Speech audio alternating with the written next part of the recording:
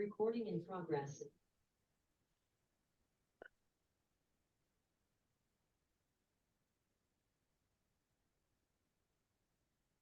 Okay, it looks like we have everyone in from the waiting room.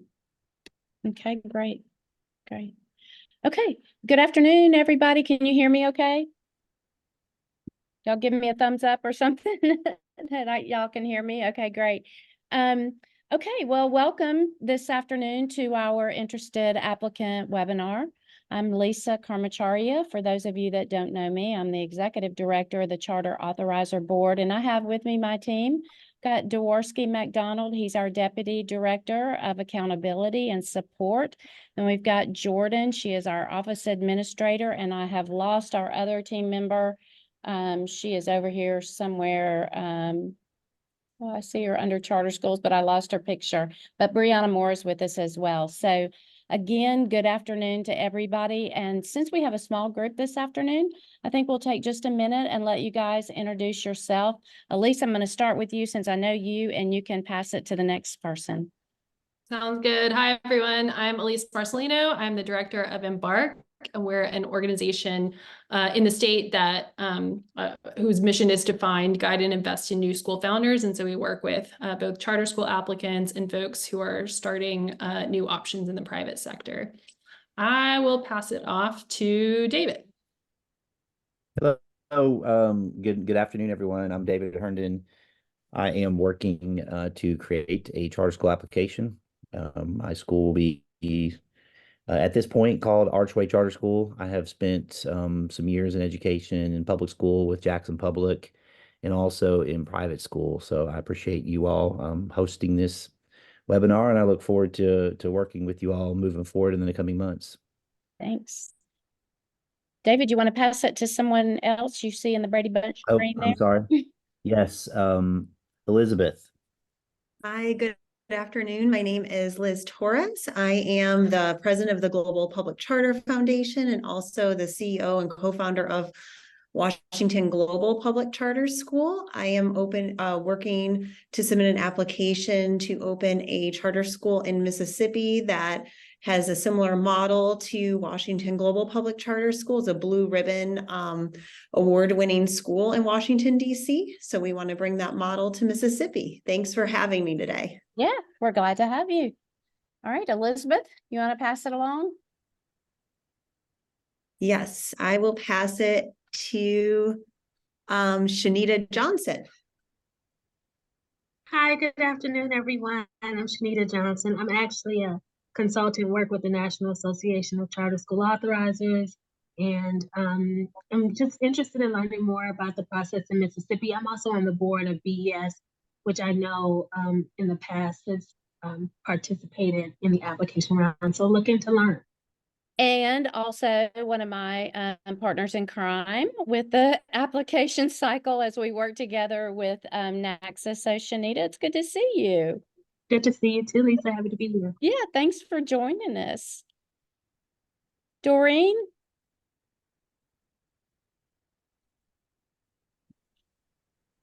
Okay, can you hear me? Yes. Hello, good morning. I am Doreen Myrie. I am a special ed teacher educator.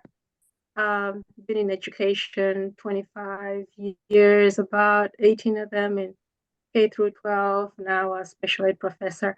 I'm also looking to open up a charter school in the future, in the near future. So just trying to learn as much as possible. Thank you. Great. Glad to have you. I think we have one more person maybe who has not yet introduced herself.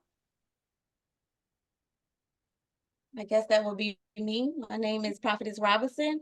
I am the director of Lyons Brothers Academy in Picayune, Mississippi. And we're looking to do a application for charter this year coming. And yeah, that's about it. All right. Well, it's great to have you all, and it's really good to see everybody this afternoon. So we will go ahead and get started. Dworsky, Dr. D has got mission control, so he is going to flip our slides for us this afternoon. So really the purpose of today's training is just to provide you guys a general overview of what the charter school application process looks like in Mississippi. We're going to highlight some important areas of the application and then just share a few important dates with you. So the purpose of the application in Mississippi is probably very similar to those of you in other states, but statutorily, the purpose is to present the proposed charter school's academic and operational vision and plans. It's to demonstrate your application or your applicant's team, the capacity that you have to execute the proposed vision and plans that you have for your school, and then to provide us, the authorizer and our third-party evaluators, a clear basis for assessing your plan and the capacity that you have to operate and bring those plans to life. Just a note, the approved charter, if an application is approved, it is not the charter contract. So, all right, so what is our role then in granting charters? We are obligated to grant charters only to applicants that have provided evidence of competence in every element of the published approval criteria. And in the case of an applicant that currently operates one or more schools in any state of the nation, and I guess in your case, Elizabeth, in DC, clear evidence that management or leadership team of the charter school or schools currently operating have produced statistically significant gains in student achievement, or you have consistently produced proficiency levels as measured on the state achievement test.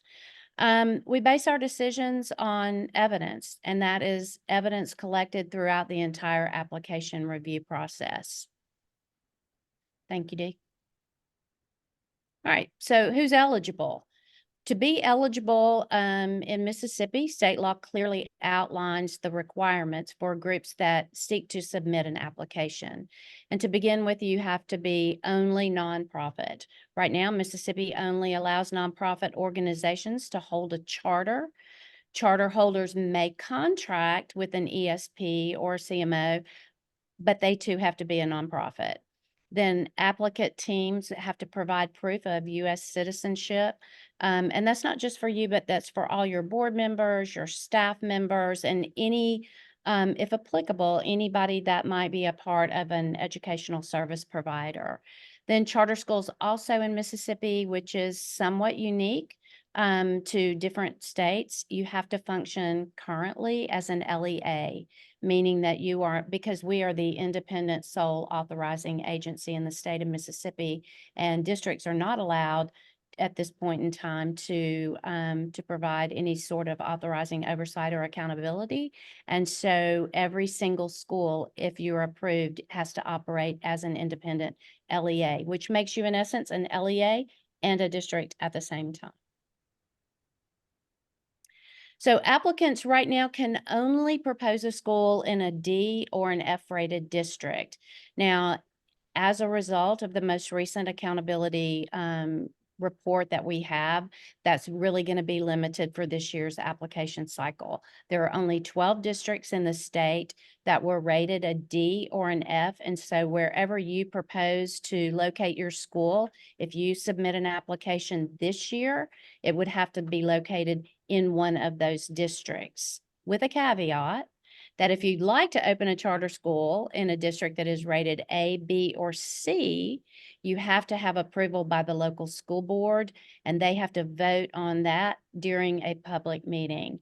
I will say in my 5 years here, we've not had that to happen where anybody has actually applied in a district that was an A, B, or C. That's not to say it won't ever happen, and we're hopeful that it does. But at this point in time, we've never run across that. Additionally, all new schools that are approved through this process are public schools. They are subject to the requirements that are set forth in our statutory section of the code, which is 3728, Section 3 and beyond, and then the state of Mississippi ethics laws and open meetings laws. Governing boards are subject to the same standards and the same laws as any other public board in Mississippi. So we're talking about Open Meetings Act, we're talking about notice of board meetings. We're talking about being incredibly transparent with your operations and making sure that you have an agenda and those agendas are noticed and you have available for the public a spot for your folks to go whenever you're having a meeting. So they can be held via Zoom, and we have a lot of our schools that do that or do something similar to that. But there really is supposed to be a place for them to physically go. So that is, laid out in the ethics law. Next slide. Yeah. So if you're thinking about submitting an application, and I see, so we've had some other folks to join us here, and I think I've talked to some of you as well already. But if you're thinking about this, and in particular thinking about it for this year, there are some questions that you need to have already asked yourself, or at least begin thinking about asking yourself. So number one, have you researched your community? Have you had some conversations with the community? Because we want to be positioned where we are talking with the community, right? We want to know, what is it that the community needs? What do they want?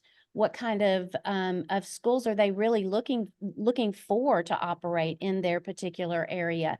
Instead of let's go in and do two, it's really a relationship, right? So it's really about building that community on the front end. So if you're wanting to go into an area, let's say Hazelhurst, Mississippi, or somewhere like that, have you done a lot of research? Do you know what the schools look like? Do you know what the demographics look like?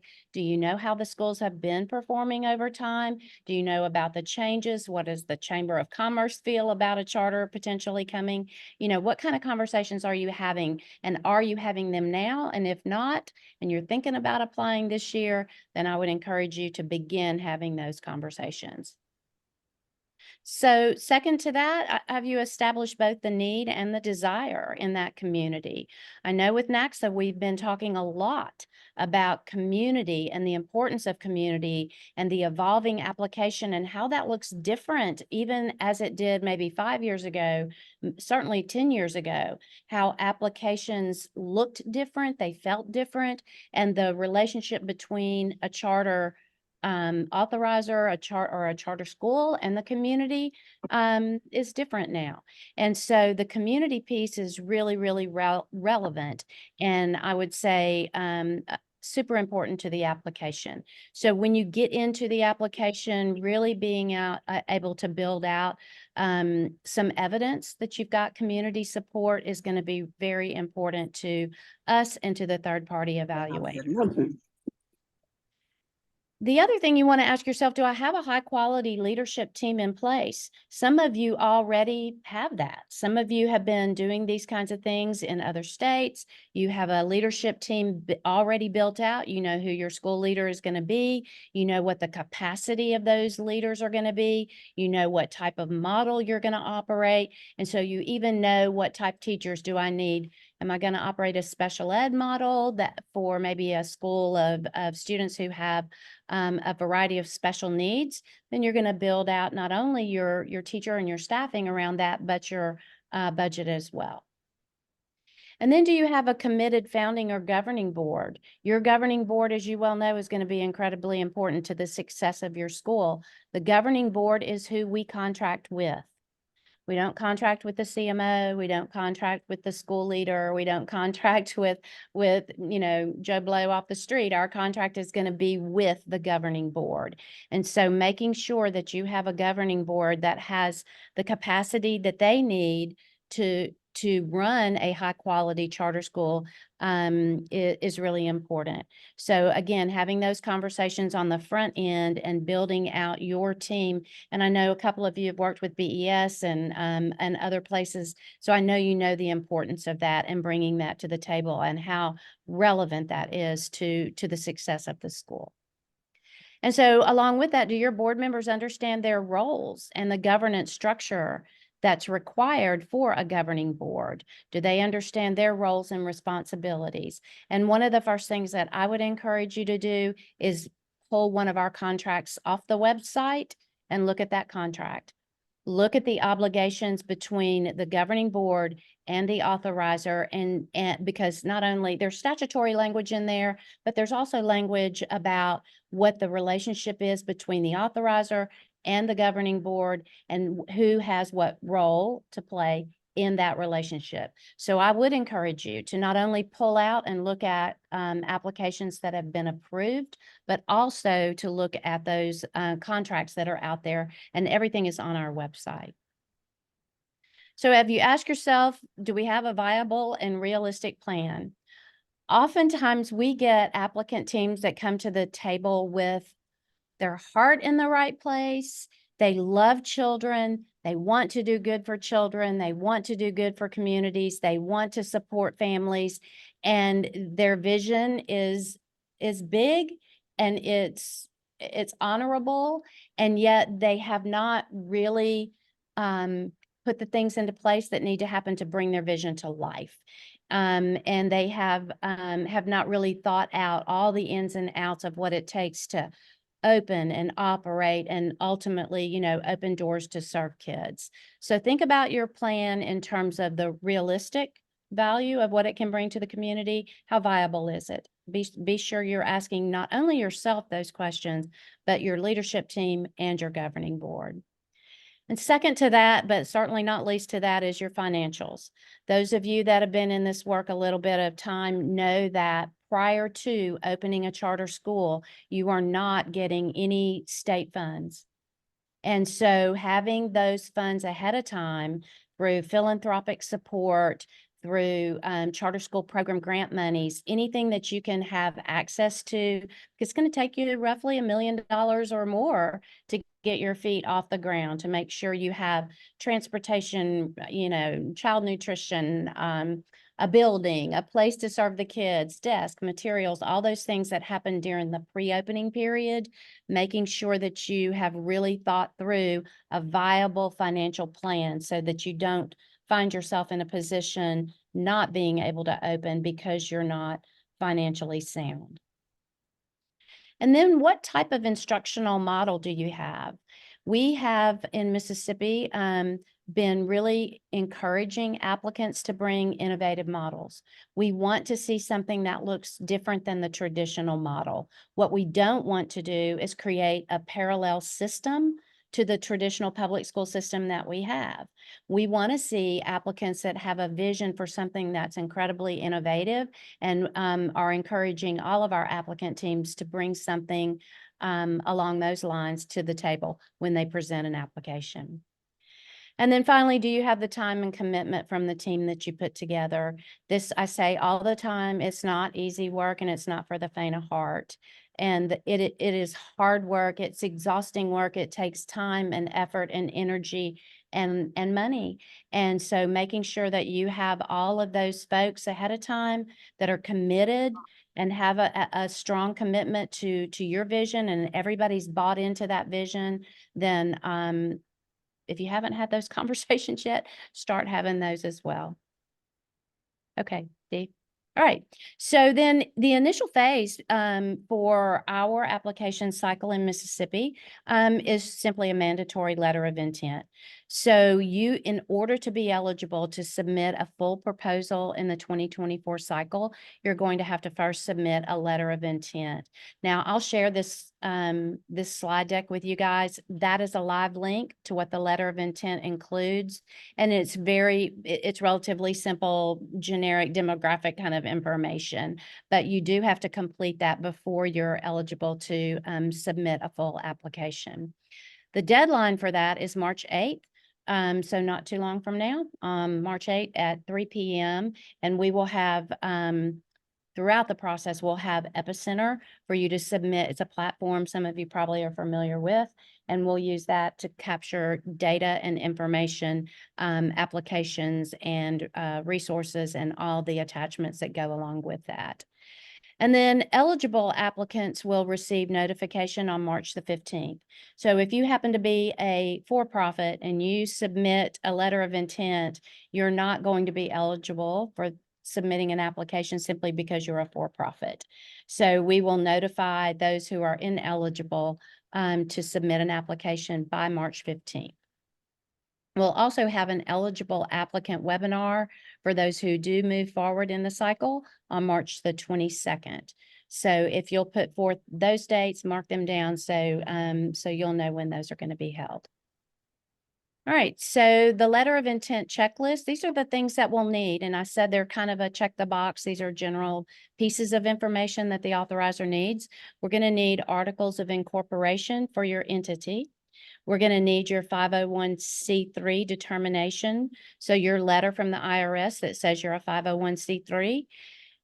We have had questions come up, and I know Elise, not to call you out here, but I know Elise has run across a couple of applicant teams sometimes that didn't quite have their determination letter in hand yet. But as long as you have it before the full application, we're fine with that. If you've been in communication with the IRS and you're just waiting on that to get to you, then we're okay with that. We also need proof of U.S. citizenship, birth certificates for every member of your governing board, your leadership team, and if applicable, all leaders of your ESP. And then, if applicable, a demonstration of support for a conversion school. We have not had that happen in the past where we had an applicant team come forth with a request to take a traditional school and convert to a charter. That's not to say that won't happen in the future, but we haven't had that, at least not in the past 5 years. So, all right, next slide. So what are the milestones? We have really a 3-stage process, and stage 1 is the completeness check. The deadline for a complete proposal is going to be due to us on May 24th. And as I said earlier, the proposals have to be submitted in complete and final form through our online portal, and that online portal for us is Epicenter. It's relatively easy to use. It's fairly intuitive, and certainly we have staff here that can help with that, and others that we can put you in touch with if you need any additional technical assistance. But it is important to make sure that you upload and submit those documents as they are completed, and not wait until the very last minute, because you all know with technology, anything can happen. We could have a power outage, a snowstorm, an ice storm, a tornado. Anything might happen that could cause trouble in terms of your internet access. And so just make sure that as you're going through the application cycle and completing each one of those components, that you upload them and you're not just waiting till the last minute. The initial completeness findings then will be distributed on May the 31st. A technical assistance provider will review those proposals and then issue a determination on the completeness. This is simply, again, kind of, did you check the box? Did you get everything in? Have you made all your submissions? And then you'll have 48 hours to rectify. Oh, I forgot to upload my budget. Okay, we're going to notify you and let you know that you are missing one of your forms, and you'll have 48 hours to submit that. Make sure that that's all complete for the evaluators to look at. That is called your remedy window. It's just, again, a completeness check, and then an opportunity for you to submit anything that might be missing. And then final completeness findings from our side are distributed to you on June the 7th this year. Any applicant that fails to satisfy or rectify any of these identified issues within that 48-hour window will be disqualified from this particular cycle. So then moving into stage 2, stage 2 evaluation begins June 10th, and the independent evaluators will then assess critical elements of each of the proposals against our published stage 2 evaluation criteria in 5 to 7 identified areas. And the reason there are 5 to 7 is because if you are a brand new applicant, you've never operated a charter school before, we're going to look at 5 critical areas. If you are operating a school, and I'm looking at you, Elizabeth, since you guys are already operating a school, you're going to have 7, because you're going to have a couple of additional questions that you'll have to answer that are relevant to the current schools that you operate. New this year in this stage is the threshold quality review findings are going to be distributed, and then applicants are going to have a second evaluator feedback opportunity. And then applicants who don't respond by the 3 p.m. deadline on July 22nd will be disqualified from this cycle. Okay, secondary stage, this is the new part, the secondary stage 2 threshold quality. Final stage 2 findings are distributed to applicants, and they're going to be notified of the final stage 2 findings and eligibility to progress to stage 3 on August the 16th. And then any applicant found to be ineligible will move to stage 3, or ineligible to move to stage 3 will receive final findings and may apply again then in future cycles. Okay, milestone 3. So the independent evaluation. The complete proposal review will begin in August. That's August 16. An independent evaluation team will review the proposal against the stage 3 criteria. And then in our work with NACSA over the years, we've been advised to do a couple of different things and added a couple of different touch points in. And in this case, we're adding in a capacity interview invitation. So applicants that meet the necessary criteria, and that is a live link there that will describe the criteria. So if you meet that criteria during this independent evaluation, you'll be invited then to a capacity interview. Capacity interviews last roughly 90 minutes. They're in person, and you'll have an opportunity, if you're invited to that capacity interview, to further demonstrate your capacity to open and then maintain a high quality charter school, and answer any specific questions that the applicant or that the evaluators need to probe on. Maybe they have an additional question about your extracurricular activities or your budget, or even your model. And so the evaluators will probe on those, and then applicants who are not invited will receive their recommendation report and then obviously be eligible to apply again in the future. But do keep these days open. They'll be September 23 through 27. They're later this year. They're typically in August, but because we've added some additional touch points in and feedback opportunities for applicant teams, they'll have a longer, you'll have a longer runway this year. So block out the 23rd through the 27th for your potential capacity interview.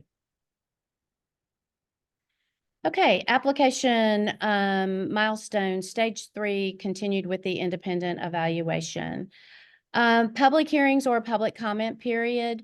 Public comments will be received and/or a public hearing will be held in the community where the proposed public charter schools to be located. So a little context and history. Over time, there have been public hearings in those districts in which the schools proposed to be located.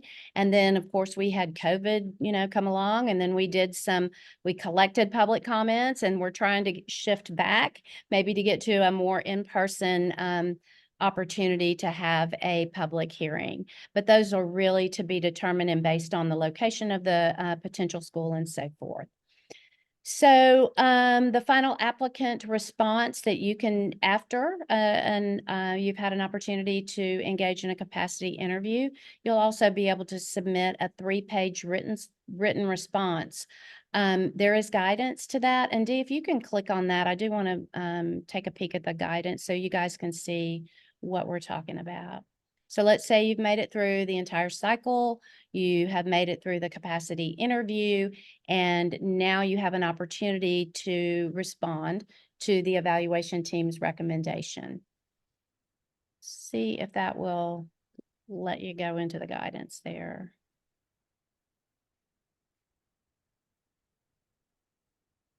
Are you guys not seeing the guidance? Not yet. Are you seeing it on your end? I am. Are you guys seeing it? Elizabeth, anybody? Shanita, anybody? David? No. Let's see. No. I'm not seeing it either, Dee.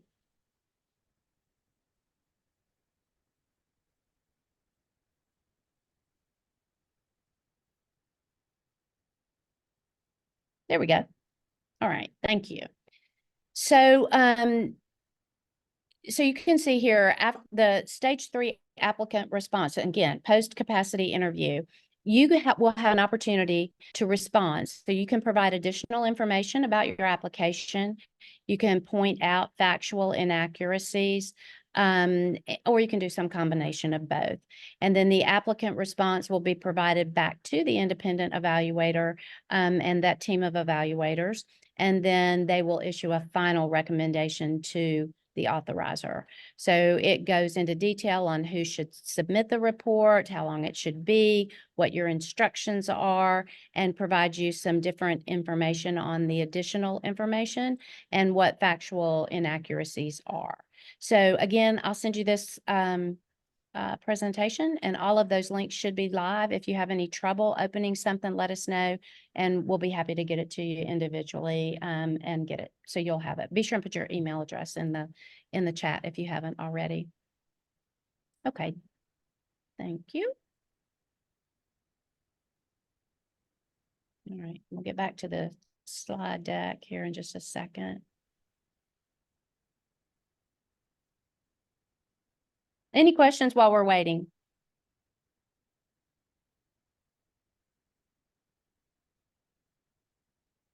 Just out of curiosity, while we're waiting for Dee to get that back up, for those of you that have applied for a charter in a different state, are just out of curiosity, are these stages, phases, requirements similar to what you've seen in the past?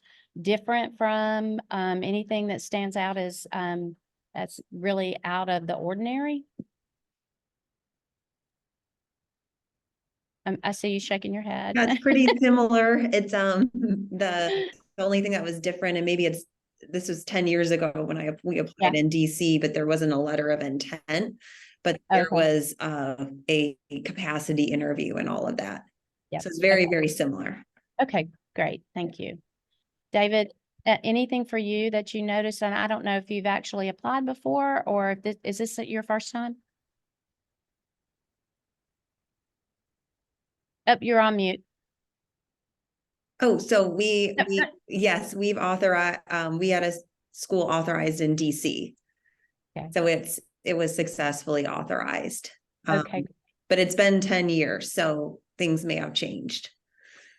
Thank you. Thank David, you. You were going to say something? Yes, this is my first experience applying for charter school, so I have no other context other than No context. what I've read on your website, which is very consistent with your presentation today. All right, very good. Anybody else have any experience? Shanita, you have any words of wisdom or anything that you want to share? Well, I'm interested in, I'm jotting down questions that I have for the back office, of course, but I think it is a similar, I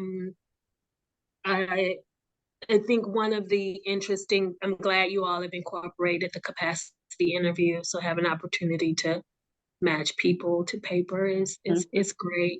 And it sounds like they also get feedback along the way, which I have not seen.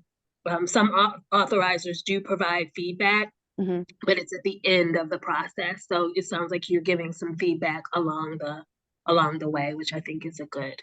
Yeah, that is new. That is new. That secondary feedback opportunity is new. Before we had the 48-hour remedy window, we have always, since I've been here, had the capacity interview, but we've never had that 2-week period built in where they get initial feedback and the applicant can respond, in turn, and then submit additional information in response to what the evaluators are saying. So just giving them another window of opportunity beyond just that 48 hours. So that's brand new to the application cycle this year. So, okay, Dee, what slide were we on then? I'm seeing the very first one now.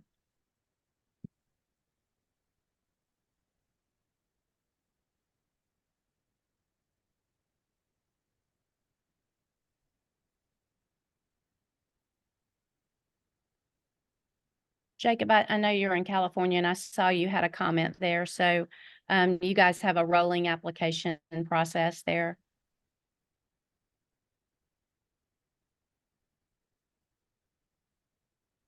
Okay. Okay, great. All right. Okay, so I think the last thing then, the call for quality school, the final decision, whether or not to approve or deny a proposal will be in October.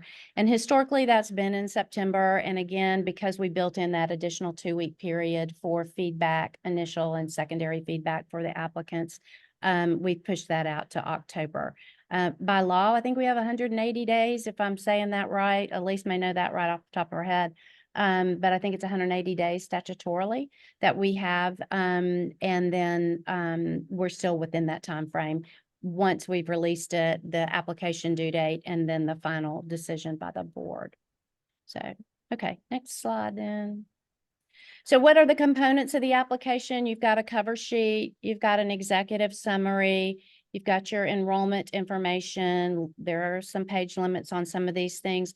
The entire proposal is limited to 75 pages. When I got here, it was 50. We increased that because we felt like it didn't really give applicants sufficient, pages to be able to describe their full vision for what their school is going to look like. So we did add that a couple of years ago. And then you've got attachments, and there are different attachments for current operators and new operators as well. All right, next slide. Okay, so formatting, I won't go through all these details here, but it is very specific and very detailed. You have to do this in Word, you've got to do that in Excel, you've got to do this in Word. I think the majority of everything beyond your budget maybe is in Word, with the exception of your budget, which will be in Excel. And it'll be a 5-year proposed budget.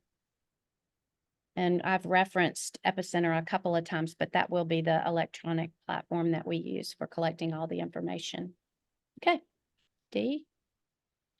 So again, some more detail about how to format, 1-inch margins here, 12-point font. That's so we don't have to get out the magnifying glass and look at, 8-inch fonts. So people are trying to keep within the page limits and then have microscopic font size. If a particular question, I do want to call this out, if it doesn't apply to your team, just put not applicable. Don't leave them blank, because then that just causes questions for the evaluator. They're like, wonder why they didn't answer this question. So say NA and give us a little bit of detail about why you put NA on that particular question. Be sure again that you upload all your documents in the file format that is specified, and then we obviously won't accept anything that is late. Okay. Next slide then. Attachments, I just mentioned this. There are 21 for new operators and 24 for existing operators. There is a detailed list of that on page 9 of the RFP. And let's see, code of conduct. This is really important to me. Specifically, charter applicants shall not, one of the things that you really shouldn't do as an applicant is have any kind of conversation with a board member, with one of our board members. You shouldn't try to engage in conversation with them. You shouldn't email them. You shouldn't call them. You shouldn't do anything to attempt to influence them in any way. It's an unethical thing to do. And we expect our applicants to, operate in a way that's legal, decent, and in order, and along with that, ethical. So if we do have a public hearing, you're certainly welcome and encouraged, though, to speak to anybody that's at the hearing, including our board members.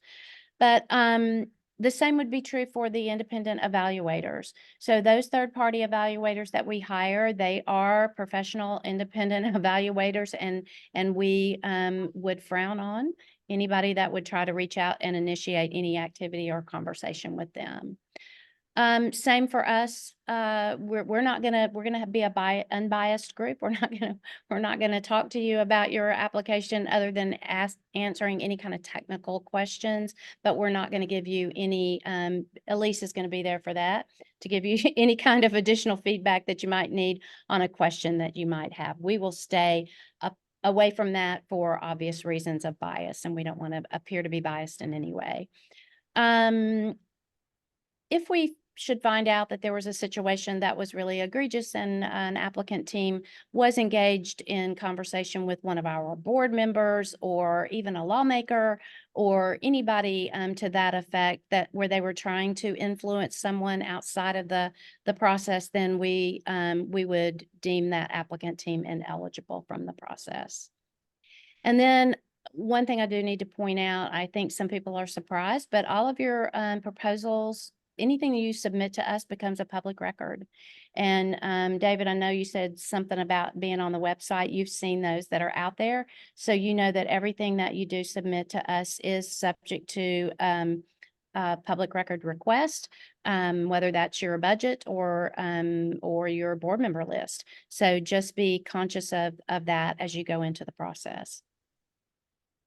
Plagiarism, I won't read this entire slide to you, but you know, we understand that there are certain terms that are used in education speak. So edu-speak, I mean, we all talk about certain things and we all know what those things mean, whether it's project learning or arts integration or blended learning or something to that effect.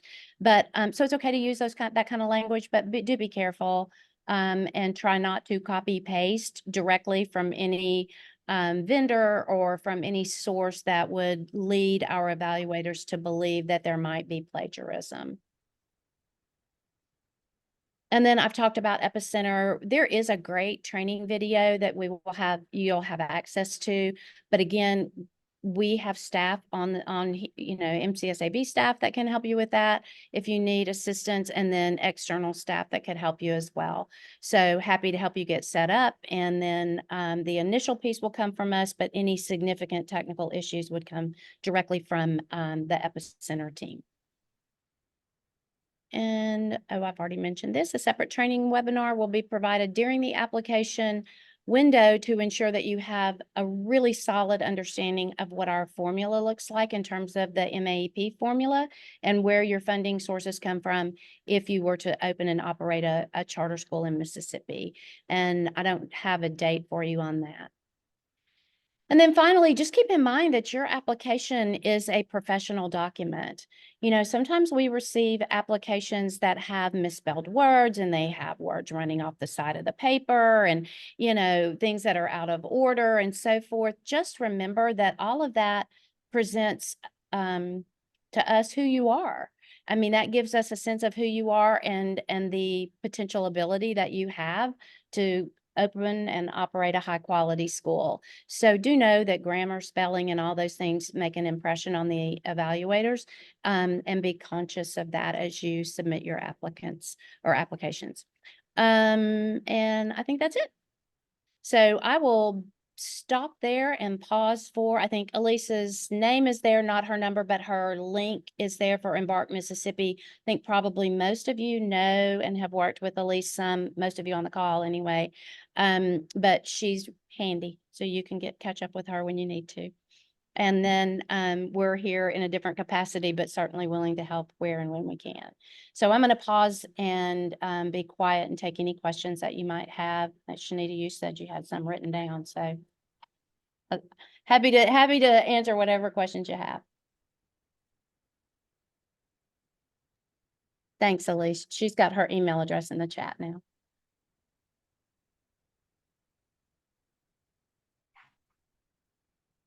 I have a quick question. Mhm. I know you were saying that we'll have to apply for the charter districts, that's D or F. How can we get that information to see? Because I was under the impression that we can apply for our area, you know, the district that we are already in. So how can we get the information that for the districts that are D and F? That information is already on our website, I believe. Jordan, you see on the Brady Bunch screen up here, Jordan way below.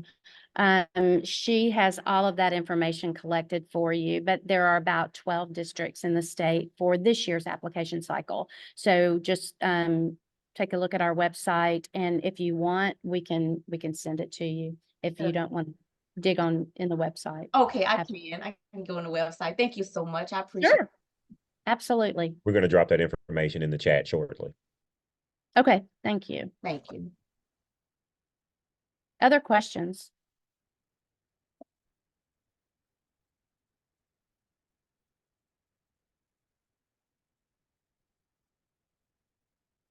David, I heard your name all this week. Everywhere I've been, people have been talking about David and your vision. So just know that people are talking about you behind your back. I'm sure it's some good and some bad. No, it's all good. All good. No, I really have. It seemed like everywhere I went this week, I heard people mention your name. So we're excited to have your interest and experience and enthusiasm looking toward doing something for boys and girls. Hi, I have a question. Yeah. You mentioned earlier that it is imperative that we have money set aside, or what are some organizations that help charter schools have that money to get started? Yeah. You know, we used to have the charter school program grant, and that was a great way to apply for a sub-grant, and charter schools were eligible for those monies in pre-opening and then 2 years beyond. That grant has gone away. So it was a 5-year grant, but Mississippi First has that grant now, and they would be the persons that you would need to contact. I don't know the name of the person, but I would just encourage you to go to their website and look at the charter school programs section of their website. And they certainly, there's a name of a person that you can contact there, and then you can find out how you would seek those monies on the front end. And I'm sure they have an application process available there for you. But that's a great question, because folks don't just come to the table with $1 million in their back pocket, and they're going to need some philanthropic support. And we're lucky that Mississippi has had and does continue to have that charter school program grant money available. That all of the startup schools really need those monies. Okay. Thank you. Those are great questions. Any other questions? Yes, so our budget will have to include $1 million to be considered. No, I didn't mean to say that. You would need to, though, to have a reasonable budget, especially for your startup year. And we would, if you are going to use CSP funds, we know that those funds are pending an approval. So, but you can certainly, I would encourage you to go to the website, find out what their application looks like, how much, Elise, do you know how much money they're awarding in the first year? It's up to 300,000 each. It's up to 300,000 for up to 5 years. Okay. And so ours was 300,000 for 3 years. So ours was right at $1 million for our schools that were eligible for that. But yes, so to answer your question, I would include those monies in your projected budget for your startup, and any letters of commitment that you might have from a philanthropic source to give the evaluators confidence that you're going to be able to be financially sound and operational prior to any other dollars that you would receive from different funding sources through the state. Got it. Thank you. Yes, ma'am. Good questions. Other questions? I also just really quickly, I stuck in the chat that the CSP sub-grant, Mississippi First is doing information about that in a kickoff call on April 11th, FYI. So, Oh, okay, great. and I'm happy to talk to anyone I haven't already.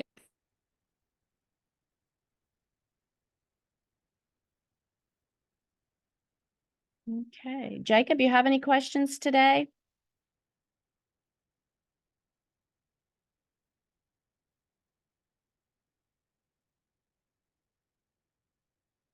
Kristen, is this our Kristen with you, Elise? I don't see you, Kristen. I just see your name. So hello, and I don't think I spoke earlier. So it's good to see you again. Kristen will be a good resource too. She, I think, is still in Florida, but has a lot of experience in charters, and so she can be a good resource as well. All right. Any other questions? It's late on a Friday afternoon. I know everybody's probably had a long week and probably tired and doesn't feel like even asking any questions. I know it's been a long week for us, but I'm happy to stay on as long as you need, and happy to talk offline if you have any specific questions you just don't want to ask in front of the group. So our information is on the slide deck. If you need to reach out to us, feel free. I don't have any questions, but my wheels are turning. That's good.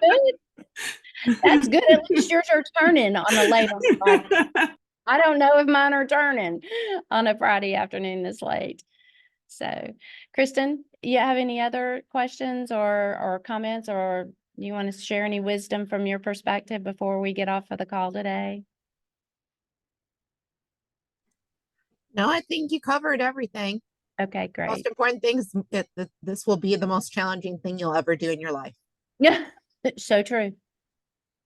So Do true. you think that we will always have this model that charter schools can only open in D and F districts? Do you think there'll come a day when whomever chooses to open one will be able to?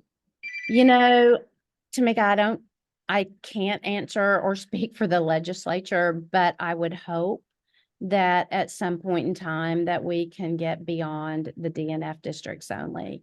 I think there's just such a need for and an opportunity to serve kids in different ways throughout the whole state.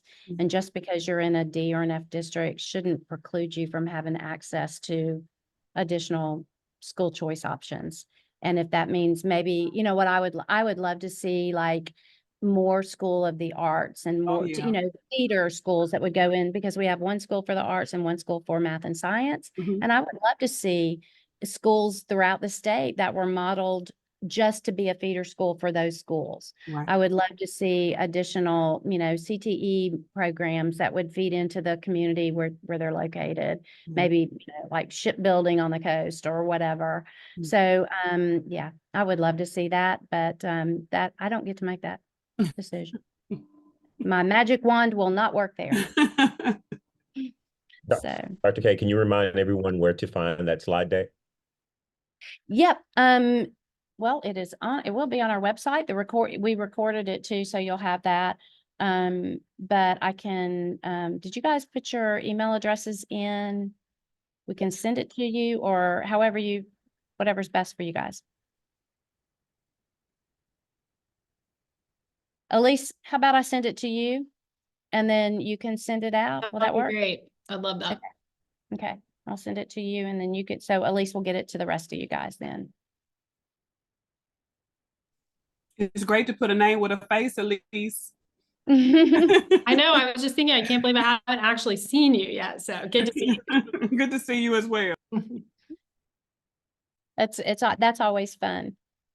So, and Elizabeth, congratulations on the work that you guys are doing in DC. Oh, thank you so much. Yeah. Yeah. We're going into our 10th year.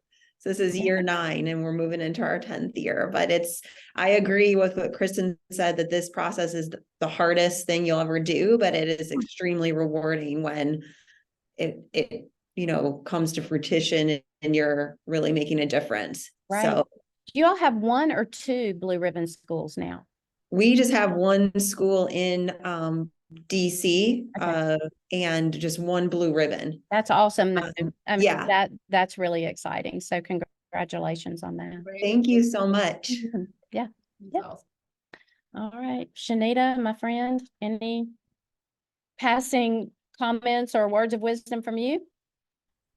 No, I think you did. You did cover it all. It's very comprehensive. I know all the information is up on the website. So looking forward to seeing you all move through this process. I think you know, I believe you could still apply to the local school districts. It's not that receptive, but there is, you know, that. Yeah, you certainly can. Yeah. All right. Well, I'm not going to keep you guys any longer then. So, you know where to find us, and I'll send you the info, Elise, so you'll have it and you can get it sent out. And then if you guys run across anything you need, just holler. I'm happy to help where we can. So, yeah, we'll have a great weekend, and we'll be in touch. I'm sure. Thanks, all right. everyone. Thank you, guys. Thank you. Thank you. Bye. Bye. Thanks Bye. so much. Bye.